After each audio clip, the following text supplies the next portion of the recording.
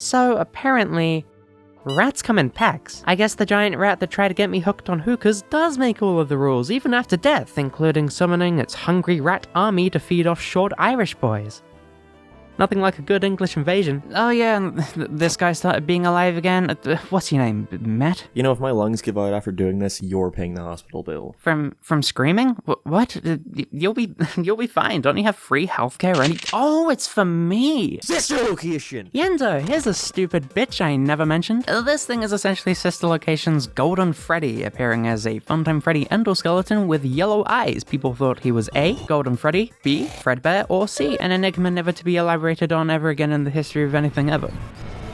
D, all of the above. Pizzeria City Leader! Let's talk about a dead dog! I didn't mean for that to sound so enthusiastic. Aside from the inevitable mushroom cloud theories and puzzle pieces the final classic FNaF game inevitably would give us, shut up! One delightfully morbid theory was that the soul of the dog implied to have been run over by William Afton was taken and transferred to Mangle's robot body. I'm assuming the thought process behind this shit was that I guess Mangle is literally a mangled roboticized canine corpse, and that if I were out here killing kids to extract the physical form of Undertale's determination to inject into animatronic hosts, I'm already the worst person in the world. Why not rub it in by forever binding roadkill to an immortal body that acts as a permanent reminder of how it died?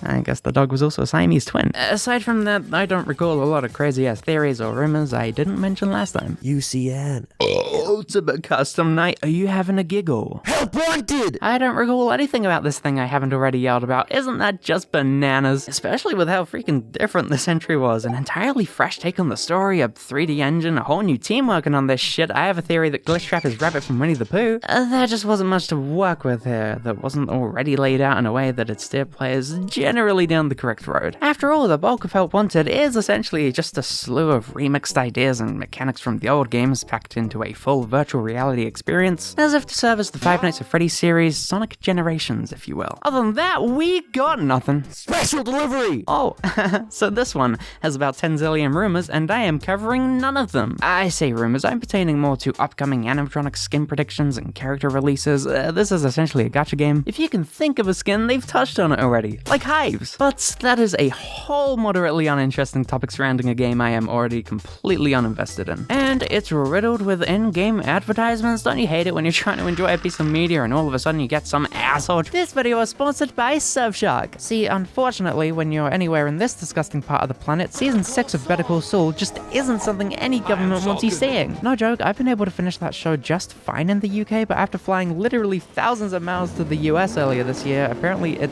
ain't on US Netflix. Thanks to Surfshark though, wouldn't you know it, UK Netflix was still chock full of the 6th season of one of the best shows I've ever seen that for some reason isn't streaming on Netflix in its country of origin, but is streaming in the land of tea and crumpets. Oh bloody hell, Pishposh, God save the Queen.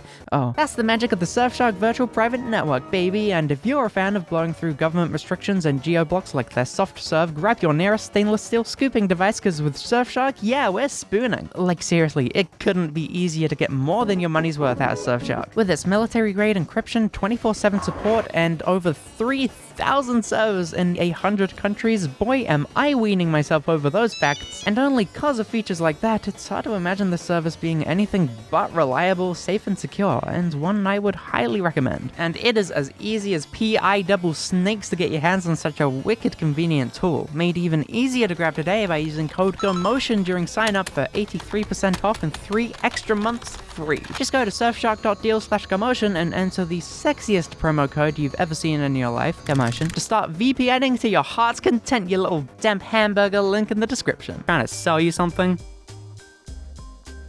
Yeah, me too. Security breach! Oh hey, security breach! I know a lot of you wanted me to talk about this game.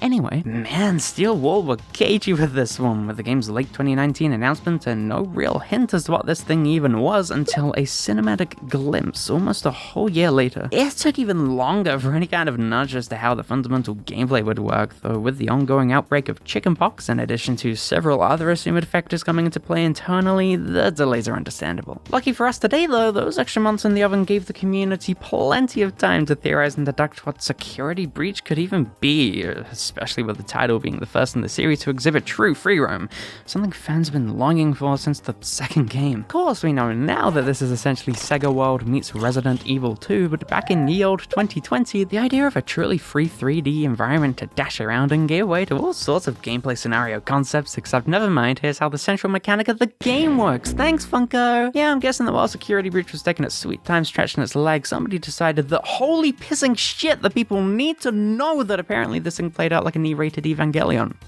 Which it did, they were right, isn't that nutty? Miscellaneous merch leaks and drops were the real fuel to the fire to keep the theorists and all of us bright and burning, making all sorts of assumptions and intricate ideas that are not that interesting enough for me to pick out and mention, aside from people going funny monkey over the Pizzaplex trademark being filed, with many people assuming that to be the name of the game. But other than that, my ass itches. I mean, there are only so many conclusions you can draw from the idea of a Freddy Fazbear shopping center, I mean mall, shit. And in my honest humble opinion, no one rumor, theory, or prediction gauged my interest at all, at least pre-release. However, for precisely the second time this video, we have a hoax in our hands, boys. Flipside Springtrap, baby! In the February 25th, 2021 gameplay trailer, at about the end of the video marks a short clip of an ominous metal claw scraping at the ground, a faint purple glow in tow. That detail alone was admittedly a hefty catch for fans to chew on. People legitimately had no idea if this was a nightmare animatronic endoskeleton or Springtrap's big return.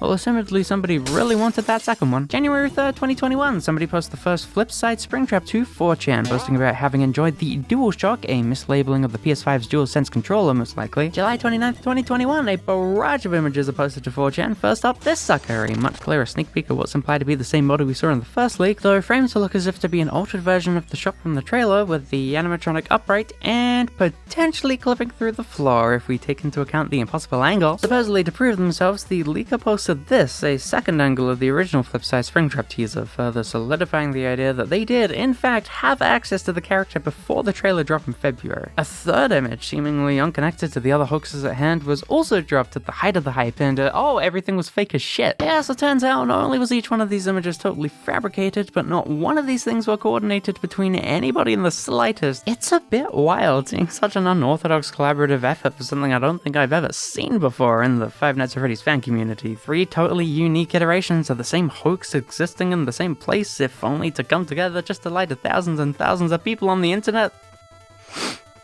It's beautiful, really. And as far as the mainline FNaF games go, I'd be willing to wager that that's, for the most part, it, and after a third scrub through of all things lying, I felt like my journey to document all the crazy shit this fandom's regurgitated over the years is finally over.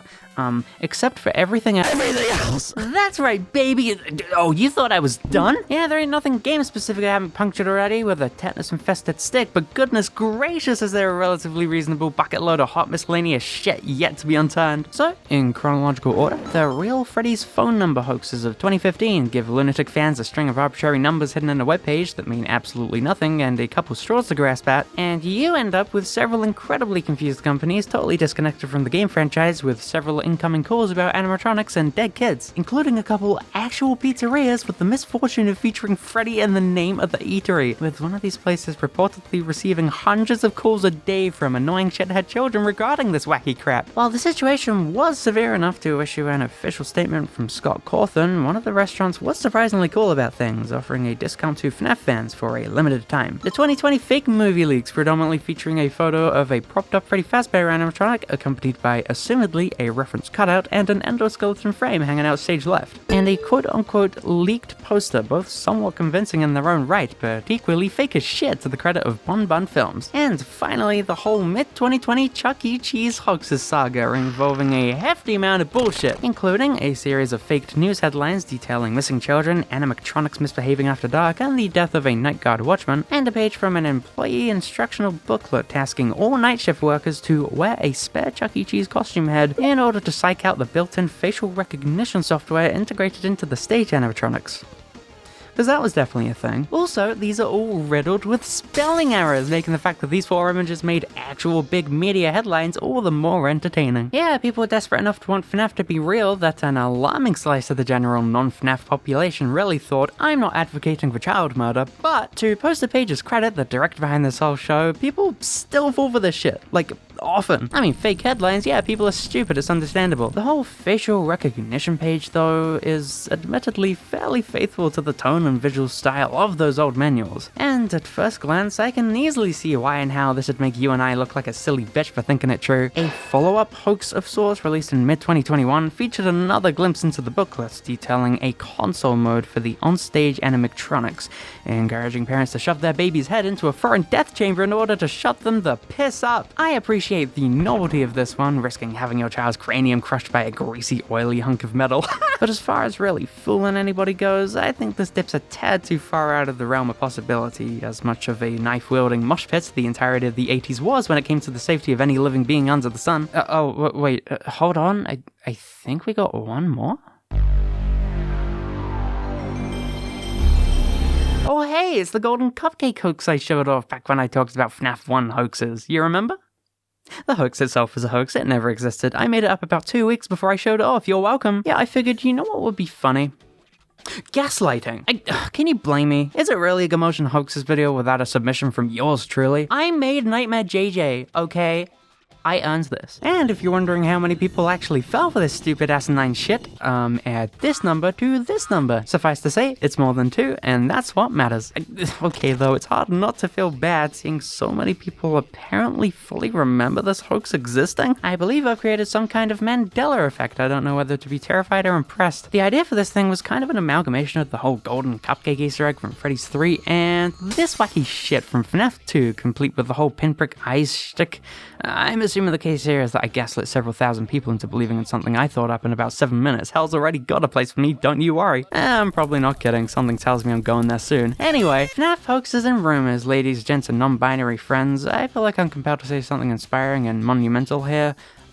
But I don't want to. This shit is just freaking dumbass, stupid, dog shit, horse shit fun, and as stupid as all these hoaxes and rumors got, it's hard not to feel a little giddy over being at least a small part in the overarching bullshit and canon. I've said it before and I'll say it again, while the golden era of wacky internet pranks revolving around the franchise has passed, I'll always look at the influx of pointing fingers and chatting shit with a sense of nostalgia. Not one other series I've interacted with as heavily as with Five Nights at Freddy's comes to mind with such an active history of wild, zany theories, and for that, it's hard not to reflect on that brief period as a stupid, gullible kid lightheartedly.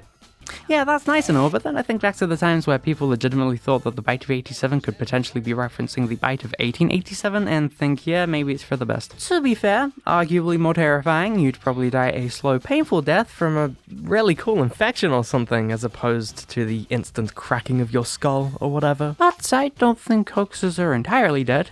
You know, evidently. So while we may just find ourselves scrambling to find answers for the next big FNaF leak sometime in the future, it is not my goddamn problem. Y'all notice the amount of game-specific hoaxes I mentioned this time round that I didn't make up amounts to, 1. I've wiped the board clean with this stuff, methinks, so for now, I think that's it.